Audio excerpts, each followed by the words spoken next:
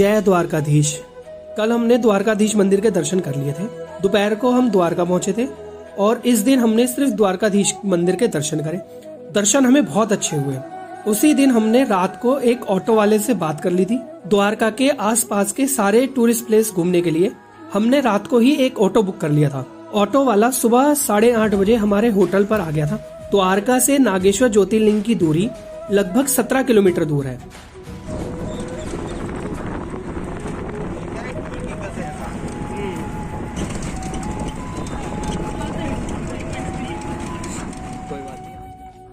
श्री नागेश्वर ज्योतिर्लिंग पहुंच गए हैं। सबसे पहले दर्शन करते हैं। ओम नमः शिवाय, ओम नमः शिवाय, हर हर भोले नमः शिवाय।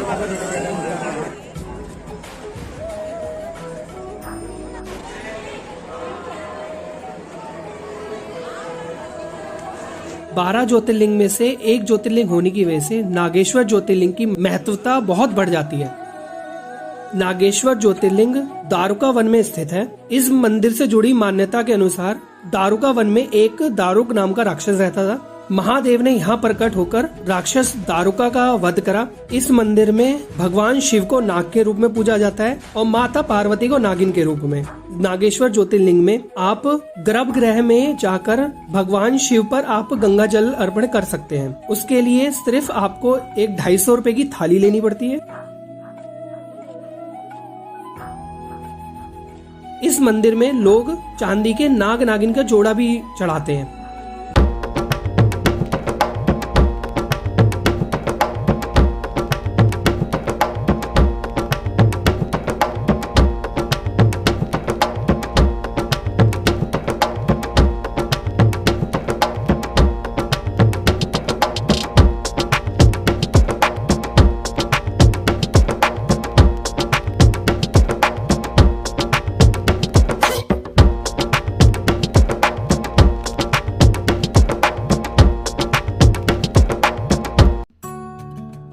मंदिर के नियमों के अनुसार गर्भगृह में प्रवेश करने से पहले पुरुष भक्तों को धोती पहननी होती है। पास में ही एक रूम बना हुआ है जिसमें जाकर धोती पहनी जा सकती है।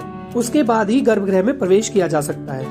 नागेश्वर ज्योतिर्लिंग मैनेजमेंट के द्वारा यहाँ पर 250 रुपए से लेकर 2500 रुपए तक के बीच में अलग अलग प्रकार की पूजाएं कराई जाती हैं, जिसके लिए काउंटर बने हुए हैं जहाँ से पहले आपको पर्ची कटवानी पड़ती है।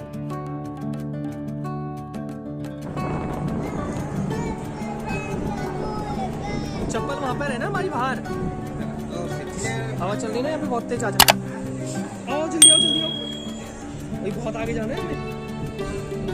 वर्तमान नागेश्वर ज्योतिर्लिंग मंदिर का जीर्णोद्धार गुलशन कुमार द्वारा करवाया गया। 1996 में गुलशन कुमार जी ने इस मंदिर को पुनर्निर्माण करने की शुरुआत करी। उनकी मृत्यु के बाद उनके परिवार ने इस मंदिर को पूरा करवाया।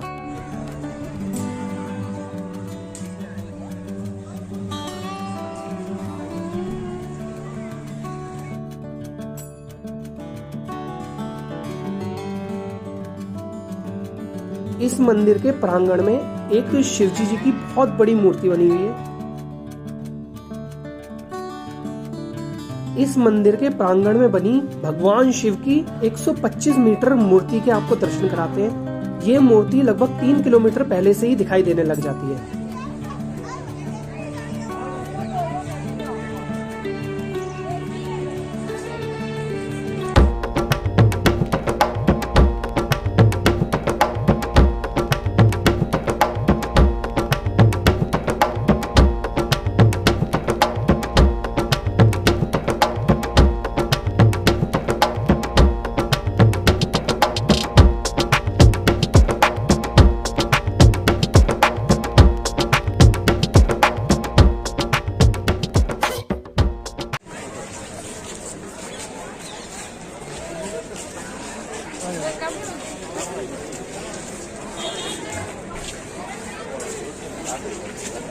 सृष्टि बच गई हो।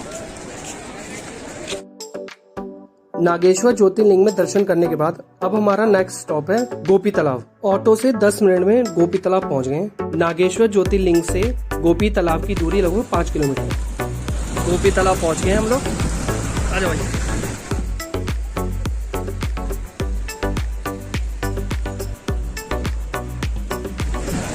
गोपी तालाब का मेन गेट।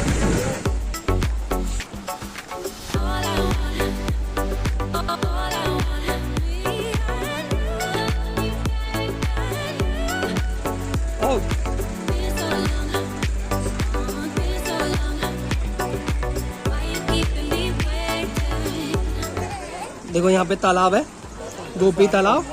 हम लोग इधर गए। आ जाओ, कोई बात नहीं। बोलो। हाँ गोपी तालाब आगे आओ, उधर से देखेंगे।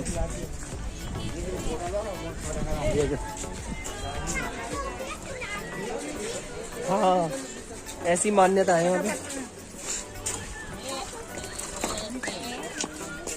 ये लो जी, ये आगे गोपी तालाब में।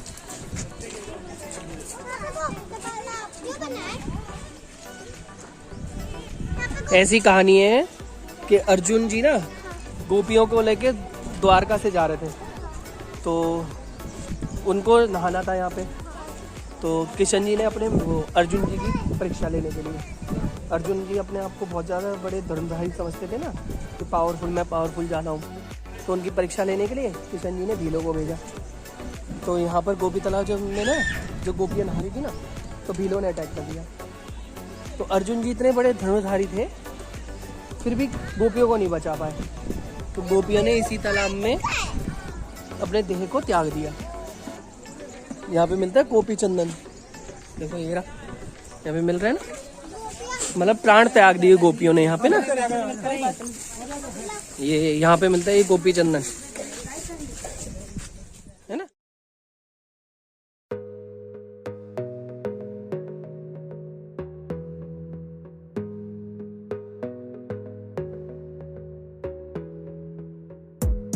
आज का हमारा नेक्स्ट स्टॉप है शिवराजपुर बीच। द्वारकाधीश मंदिर से शिवराजपुर बीच की दूरी लगभग 15 किलोमीटर है।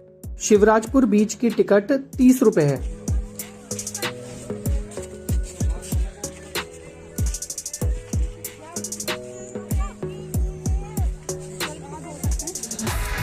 ड्रिंकिंग वाटर लिखा हुआ है ना यहाँ पे।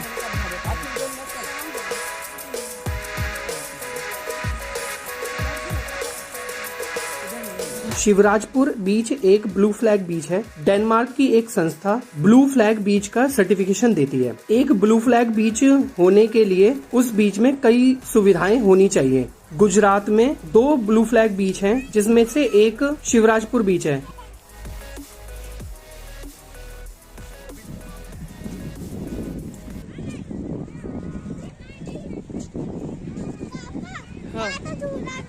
हाँ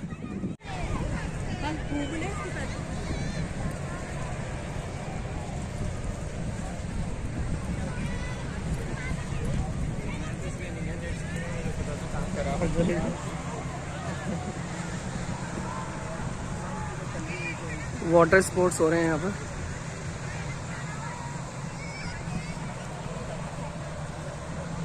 ब्लू फ्लैग टैग पाने के लिए 30 क्राइटेरियाज होते हैं जिनको फुलफिल करना पड़ता है, जैसे कि वाटर क्वालिटी, सेफ्टी, सिक्योरिटी, ऐसे कई क्राइटेरियाज हैं ब्लू फ्लैग बीच का टैग पाने के लिए।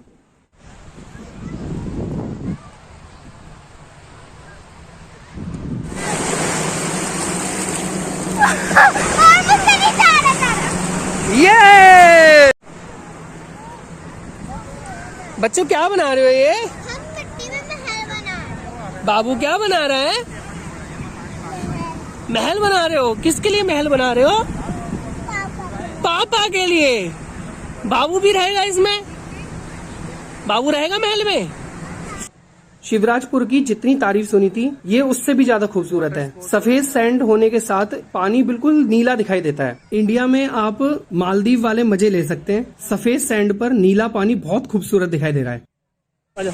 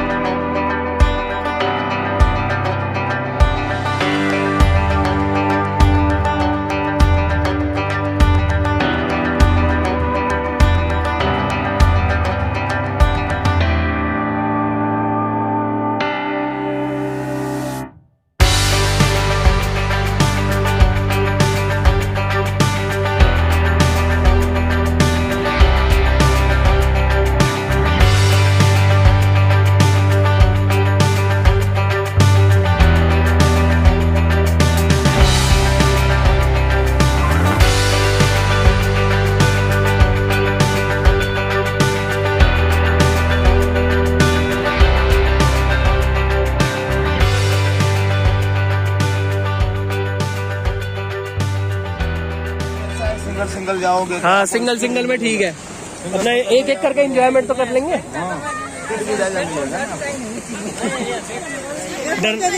डरना नहीं है बिल्कुल भी। बाबू इधर आ जा, पीछे आ जा। और क्या, इस करके बैठो ना, पकड़ के।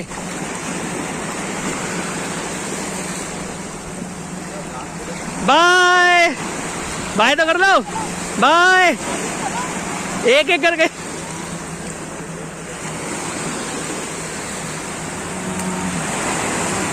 ये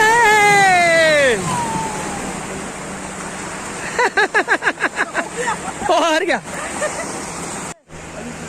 है ना, ठीक है, जल्दी से जाएंगे, जल्दी से।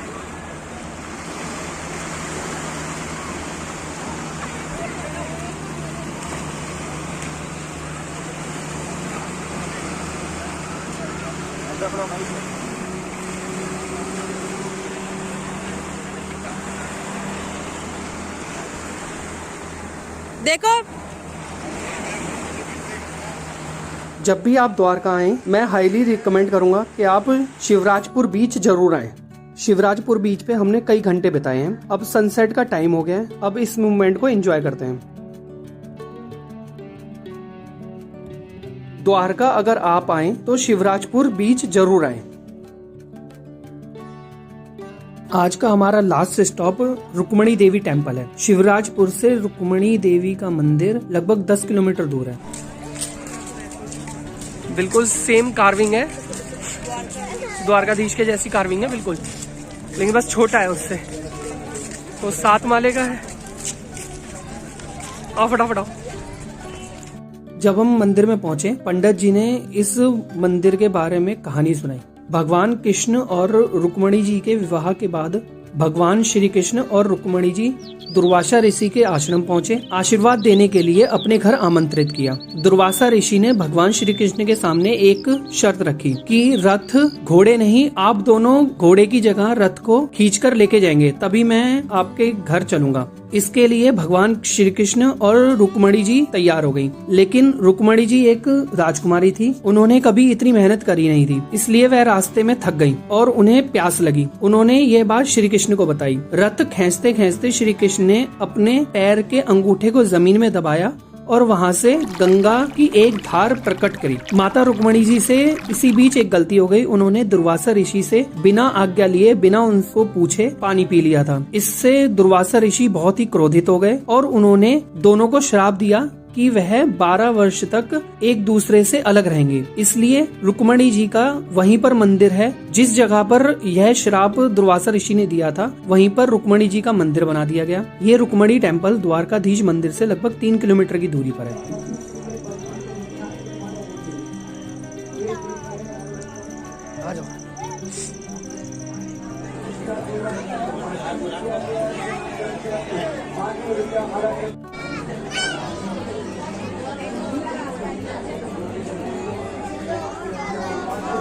चल नहीं पा रहा, बस ऑटो में बैठ रहे हैं हम।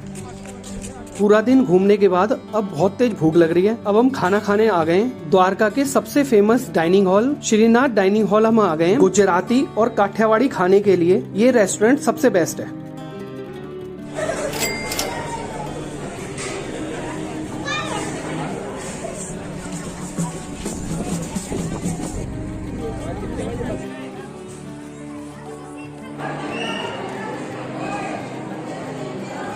किशन जी ने ना गोवर्धन पर्वत उठा लिया है।